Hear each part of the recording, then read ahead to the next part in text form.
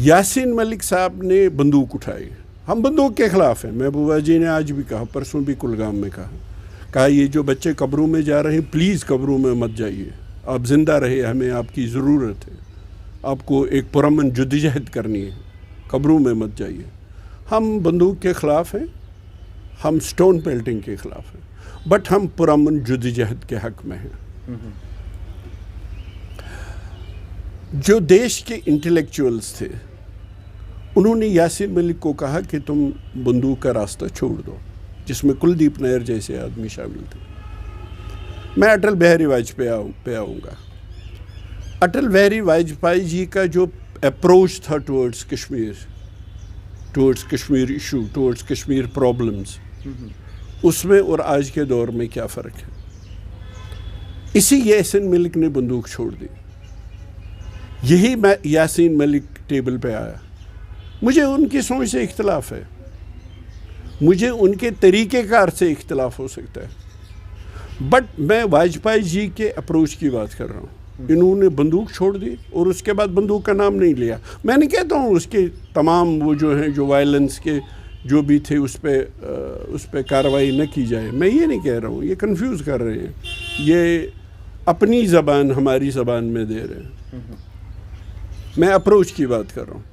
उन्होंने बंदूक छोड़ी, उन्होंने कहा मैं गांधी के रास्ते पे चलूँगा, वो टेबल पे आए, बातचीत हुई, और वाजपेयी जी का अप्रोच की वजह से इस जैसे शख्स ने भी वायलेंस का जो रास्ता था वो तर्क कर दिया और बातचीत में आ गए।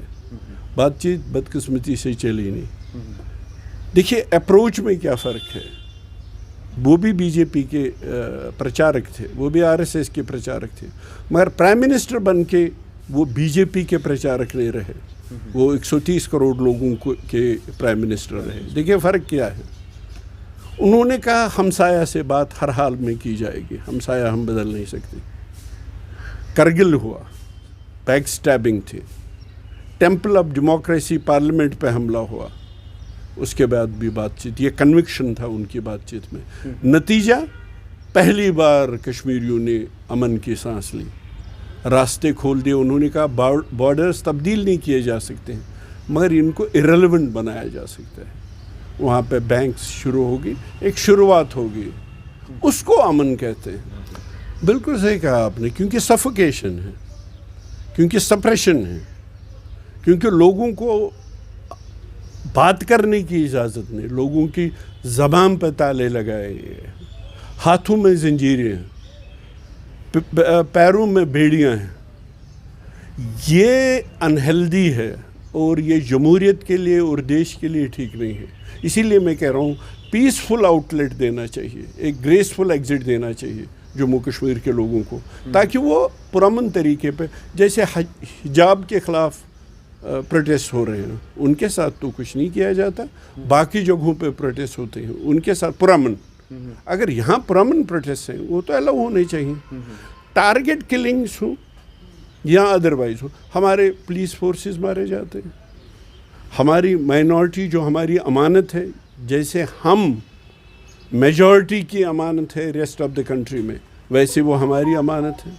ये सब कुछ इसलिए हो रहा है, और ये इनका तो दावा था, पहले तो मुझे ये बताइए, गवर्नमेंट का तो दावा था ये सब आर्टिकल 370 की वजह से हो रहा था। अब 5 अगस्त को 3 साल होंगे, तो ये तो रुका नहीं, ये तो बढ़ गया। तो इनको तो डीप ब्रेथ लेके इंट्रोस्पेक्शन करना चाहिए और कोर्स करेक्शन करना चाहिए। अगर इनका ये एक्सपेरिमेंट फेल हो गया तो अपनी गलती मानने की कोई कमज़ोरी नहीं है, ये तो बड़कपन है। अपनी गलती मान के इसको दुरुस्त कीजिए, अभी भी मौका है। बाद में शायद लेट होगा, बाद में बहुत लेट होगा, और उसके बाद फिर जम्मू कश्मीर को संभालना, जम्मू कश्मीर को ही नहीं पूरे देश को संभालना। अभी मैं एक इकोनॉमिक एक्सपर्ट की बात सुन रहा था, वो इकोनॉमिक्स पे बात कर रहे थे। उन्होंने कहा ये सब कुछ ठीक हो सकता है, मगर समाज में जो डिवीज़न है हो रहा है, समाज में जो नफ़रत फैल रही है, इकोनॉमिस्ट का कहना था कि ये एक फैक्टर है जो हमारी इकोनॉमी को भी तबाह कर सकता है। इसलिए प्राइम मिनिस्टर साहब, अगर आपने खुद कहा दिल की दूरी दिल्ली से दूरी, उस पर कोई अमल नहीं हुआ, آپ نے خود کہا ہم کشمیری نوجوانوں کو آگے بڑھنے کے لیے موقع فراہم کیے گے. آج یہاں بیکاری بے روزگاری دیکھ لیجئے 24% انفلیشن ہے, 24% تک بڑھ گئی ہے.